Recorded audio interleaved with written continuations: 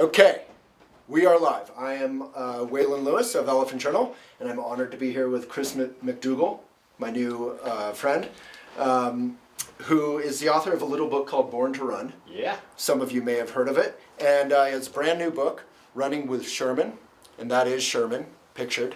He's a cutie. In brief, what's this book about? We took in a rescue donkey. There was someone, we live in a very rural community in Pennsylvania. Right. And You're neighboring the Amish. They're all around very us. rural. Yeah, we're a little island of non-Amish surrounded by a sea of black pants and no zippers. And suspenders. And beards. And we got wind of the fact that there was a guy in the area who was a hoarder, and our Amish and Mennonite neighbors were trying to get this donkey away from him. Right. Nobody else wanted him because they all have real working farms, and we're just kind of doinking around with our little hobby farms. We actually had space and time for a donkey. So our neighbors said to us... For a project, because this donkey was pretty far gone. That's the best way to put it, a project. And they said, hey, listen, if we get this donkey away from the guy, would you take it? And you have two daughters, right? Yeah. So they love the idea of having a rescue donkey, right? Actually, reversed. It was their idea. It was my youngest daughter's idea. Oh. So my youngest daughter, Sophie, when I was asking, hey, Soph, what do you want for your 9th birthday? Because, you know, when we're 9 or 10, you're kind of at that point where you really don't know what the kid wants. Mm. And so I asked her, and she said, a donkey. Yeah. As every 9-year-old does. And here's the thing about Soph is that I'm not quite sure if she really wanted a donkey or she just wanted to like say, I wonder what's going to happen if I ask for this. Right. So it was her idea. And probably that's perceptive dad moment. Probably a little of both. Something's going on here. It's either a game or she wants a donkey. One of the two. That's when I asked around and said to our neighbors, anybody know anybody who's got a donkey? And said, actually, yeah, we're in this crisis. The Amish and the Mennonites are non-confrontational. They are absolute pacifists. They do not use force to resolve problems. But here was a problem because somebody needed to get rid of an animal and wasn't letting them go. And it wasn't just the donkey, right? Weren't there a bunch of animals in there? Yeah. So they didn't, once the dam was broken, they would get the animals out. But it was about finding a home. And the one thing they couldn't figure out was the donkey. Right. And so people who knew donkeys saw this donkey, and what did they say? So when we finally got it out, away from the hoard and brought it to our house, we were lucky enough to know some people a few miles away that had a couple donkeys, Tanya and her husband Scott. And they came over and they're like, you know what, Ashley, the merciful thing is to put it down. Right. The killer was the fact that its hooves had been so overgrown and never treated, it couldn't walk. And if so its hooves, I couldn't tell in the photo, but they were going out like this. Yeah, out and up, almost like swim fins or like sled runners. Right. And they were so long, particularly the hind ones, he couldn't move and walk. So, and that's painful too, somehow, right? It's painful. They can't walk. But the thing about it is, donkeys and equines depend on walking for digestion. Oh, that was it. They have very small stomachs, right. And they need to churn their legs to get the food out of their intestines. Otherwise, it'll impact, and they'll colic and they'll die. And that's super painful. If they can't walk, then they can't digest, and then they die internally. And it's once it starts, you can't stop it. You can't unimpact them. So this donkey, later named Sherman, was on the edge of death. Yeah. And so it's a long, fun, crazy story. Like, I'm 2/3 of the way through it, and I have no idea where you're going with this. Like, every other chapter, you think you're like, okay, now we're gonna, Sherman is gonna train, we're gonna go to Leadville, which is a crazy story, that even exists. Right. So there's I guess I have to mention now. So what goes on in Leadville? But the funny thing was, what you're experiencing as a reader, I was experiencing as a person. Because I didn't know where this thing was going. And it was like one door slammed after the other. You think, oh, this is the end of the road. Wait a second, there's a little way around that door. And that's what it was like. Every step of the way. We counted up. In this adventure, there were 5 broken bones and 1 broken marriage. All took place in pursuit of this goal. And what the goal was, as you mentioned, in Colorado, there is this tradition of burro racing. And that was the one little spark of inspiration I had when we took in this donkey. I thought, you know what?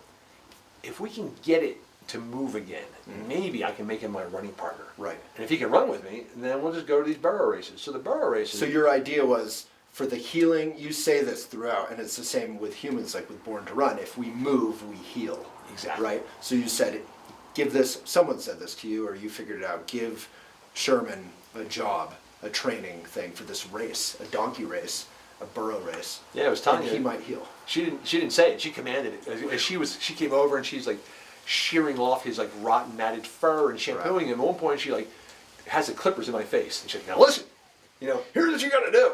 You need to give him a purpose. Every creature needs a reason to get up in the morning and open their eyes and move.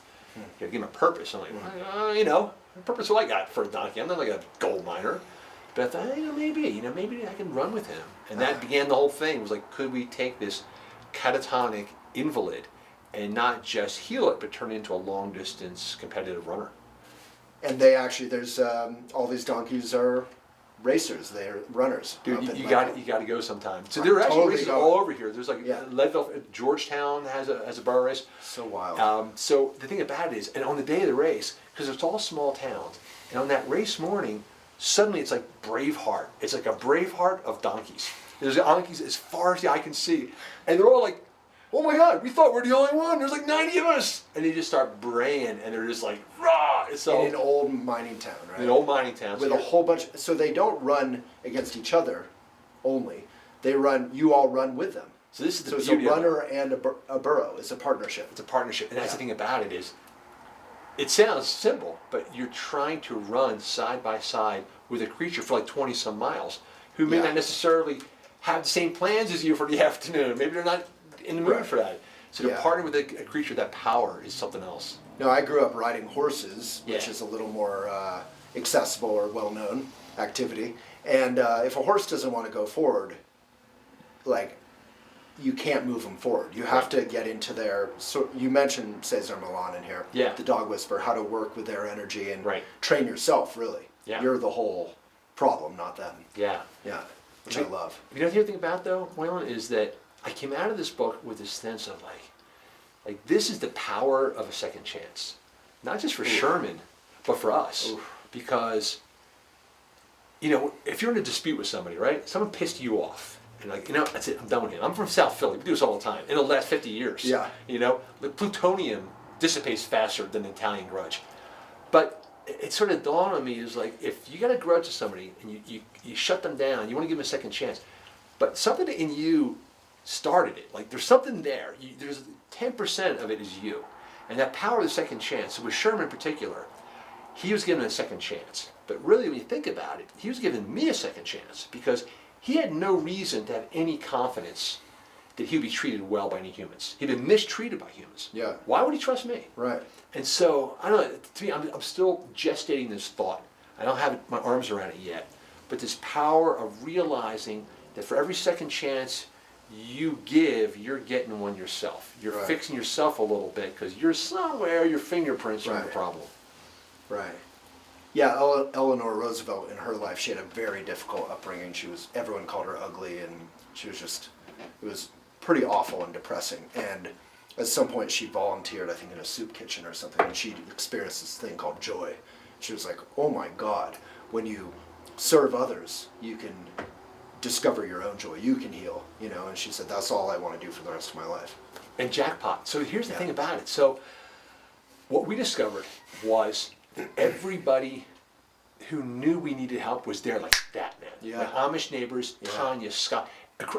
Check this out. I needed someone to drive the donkeys 3,000 miles. I had nobody. Yeah. I get this phone call from I don't want to hear women. it. I'm not quite at that part yet.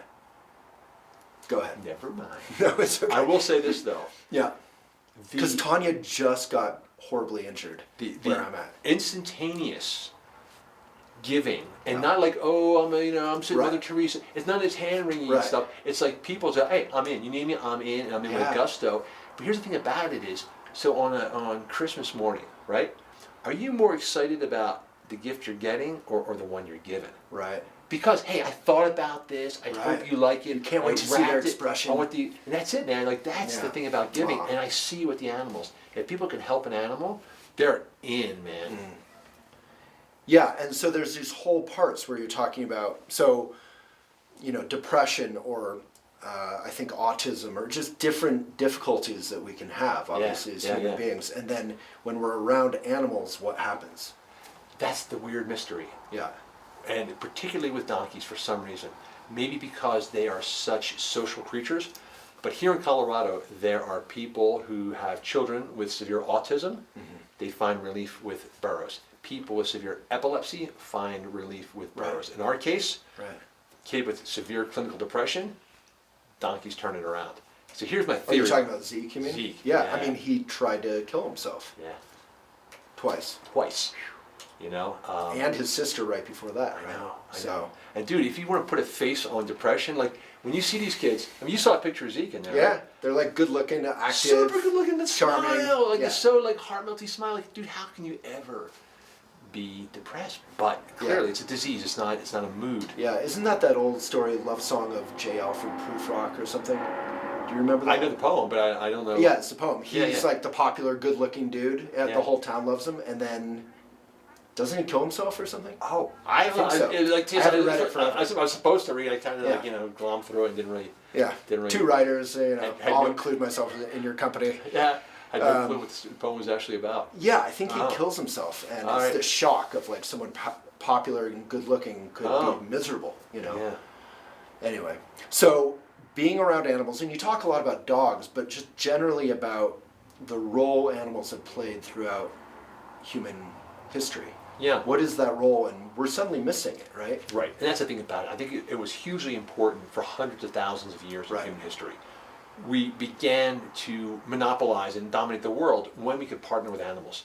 Because we needed that protection, that nutrition, that security and guidance. And so when we began to first partner with like lupines, with wolves, and with feral cats, we had these partners that would help us navigate and guide and run animals to death. But here's the thing about it. When you like pet a cat and the cat purrs and you feel kind of good about it, there's a biological reason for that. It's because at that moment, a creature with far better night vision and auditory sense and olfactory sense than you does not sense any threat. You're relaxed. In the perimeter. Yeah. So basically, that purr tells you if she's content, you can relax. Oh, I love so imagine you're a primitive human in a cave and the dog is snoring. What does that tell you? All right, cool. I'm good. I'm good. So that's hardwired. It's hardwired into our brains. Our hormonal system is hardwired to affirm that behavior and approve that behavior. So that's why when you stroke a dog's fur, they can wire you up and test your blood levels. You stroke a dog, your serotonin levels, boom, go through the roof. I've been thinking about that the last few days. Like reading this book, I was watching some live music yesterday, and this old lady came over and lit up when she saw my dog Redford. And thinking about you, I was like, oh, come say hi, I mean, I normally would, but I was like, come over. And she petted him, and she was like, oh, I'm good for the day. Good for the day. And I was like, wow, that's it, Yeah, and they do it all the time. Right now they take dogs and cats into cancer wards and chronic care wards. Right. And they find immediately pain relief necessity goes down, stress levels go down. You need fewer drugs. Totally. Because PTSD, you're self-producing talked drugs. about. Yeah, anxiety. So, they have, particularly assault victims, particularly women who've been assaulted. They don't want to go to an ATM. You're an ATM. What are you doing? You're facing a wall, and your back, your six is completely exposed. But you have a dog there next to you, and it's complete. And your creature who's devoted to you is giving you a sense of like you're in good hands. Oof. So powerful. Yeah. Yeah, I was thinking about it. When I go to sleep, Redford's dog bed is right by my bed, and just seeing him there, being relaxed, I'm like, oh, there it is, and it is sort of primitive, but it's completely current. Yeah. Right. And you said that with the Amish, that's why they're so random seemingly in what they accept and reject. I love that whole part. But the reason why they continue with the horses and the buggies, maybe not the way they think about why they continue, but that's a huge part of their society and their happiness, right? That's the thing about it. We keep feeling like we're on this like upward trajectory of progress. Got my Tesla. We're getting better and better and better all the time. Like, oh, actually, maybe pause a beat, pump the brakes, because maybe we already had it figured out 200 years ago, and we just keep cycling back. So right now, you see the surge of like therapy animals and security animals. Right. People are not quite sure why, and people are taking advantage of it. But the sense is, we're grasping for something we used to have. And when I look at the Amish, I don't think it's a coincidence that the one culture in America that has maintained its relationship with animals is also the culture that's completely nonviolent, has zero instances of like suicide and crime, and they shoot each other. They have a 3% obesity rate versus a 37% obesity rate. I mean, stats like that, reading in your book, I'm just like... Right. There was some other stat, like you need 50% less drugs or something. Like, oh my God. So the thing about it is, here's the dilemma you got. It's like, well, I'm not going to live an Amish lifestyle. It's not what I want to do. Right. But at the same time, I'm also faced with the fact of like, hey, you say you want certain things, And I'm telling you, here's an antidote. Here's the recipe. So how do you combine those two things? Say, hey, I want to be happier. I want to be less stressful. I'm telling you, there's an answer right there. Spend more time in nature with animals. Right. You can say, I can't do it. So, okay, well, fine. You're rejecting the cure, but it's there. Right.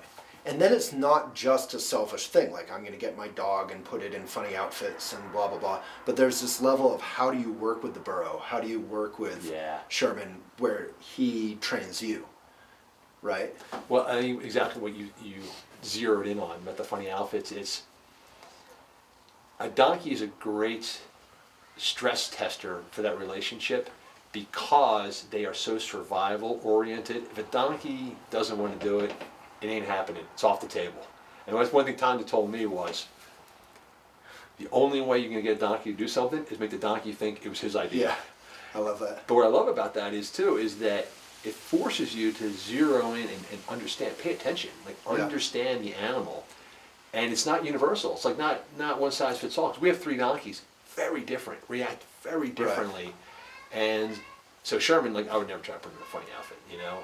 But McDougall, maybe I could. But the thing about it is, I guess the point is that are you looking at the animal and really trying to understand what they want, or are you just trying to impose your hobby on top of them? Or get happiness from them. Yeah, bring it out, exactly. Because that's what Cesar Millan with, and I'm talking too much about dogs, I apologize, but talks about is we're so selfish, and we think that'll make us happy. Yeah. And so we get dogs, but then we kind of ignore them. We don't treat them like dogs in a good way. We don't exercise them. We don't allow ourselves to be trained, right? And I think that's what's so powerful with, I mean, you're working with how many thousands of pounds do these guys weigh? I think it was probably under 1,000. Depends on how big they are. But our biggest one is 700 pounds. Oh, they probably top over. Yeah. Yeah. They probably all right. They probably top over. Matilda, come on. Yeah. Yeah. No, I mean, you really get to know their characters in here, which is delightful. How the 3 donkeys, all with different problems, work together. Yeah. So great. Yeah. Just as a writer, I had a question, if I may. This may be the most boring question I could waste your time with. But when you're running around with them, you tell it blow by blow. It's like being in an adventure movie, you know? How the hell do you remember that? Did you have a camera with you, like, every step of the way? No, but it's funny how because you're talking about routes and turns and... Yeah. It's funny, you train yourself to do it. You just train yourself that when you're going to tell the story, you're memorizing as you go. Right. And so you're just paying attention. Yeah, and there's certain moments like, this is what I need. Right. You know? And I go back, sit down. But it works because I don't have the attention span to sit down and write for a long period of time. I like to write in little bursts. So if I'm out with a run, hey, run, this happened with the donkey's back, write it down. Right. Take me 20 minutes, Love I'm that. out. That's cool. Yeah. Another question, sort of personal question, but you're doing such a nutty thing, you know, trying to rescue this donkey. Yeah. And it's so intense and takes so much energy, and it's not like society supports it necessarily. Like, I kept thinking, like, your wife must either be the most understanding or patient person, or was it hard to explain why you're putting so much kind of love into this? You know, it's funny. I don't want to portray Mika as like, oh, the patient, long-suffering spouse and partner. Yeah. But she is that. Yeah. She brings the joy, the glow to every room she's in. Yeah. And so... And she became a big part of it. She's becoming as I'm reading it. But that's what I dig about her. It's so easy to take for granted because she's just down with the program. So the girls and I like sort of snuck off. Hey, look at this donkey, and then we sort of kind of sprung it on her. And then now you got to be a runner. Now we're going to a race. But that's what's really special about her is that she's one of those people that says yes first, we'll figure it out later. You know, I'm in. So cool. You need I'm in. Wow. And that's like, but that's not just with the donkeys. That's like throughout the entire life with her. Yeah. Well, as you say, I think you hit way above your pay grade or whatever that was. I'm not kidding around. And that was one of my favorite parts. We already talked about it, but the love story in here, which is too brief. You need a whole book on that. All right. Or on the relationship or the family. But anyway, it was so fun reading that. Yeah. That was about as close to the heart as I ever get because, I wasn't sure. I wasn't comfortable sort of, because I don't really write that way. And that's what tell that story. But I felt like it ties in. Like you got to know who she is. Yeah, and maybe as to wrap up, that's so far one of probably the weirdest thing about this book is it tells like 6 different stories that seem wildly unrelated. Like you go into the Amish running culture, you know, and it all is part of it. So it's delightful. I have no idea where it's going. Yeah. And I'm 2/3 of the way through it. I almost gave it away too. Lucky I know. Thank you for not ruining it. Spoiler alert. All right, so that's Chris McDougall.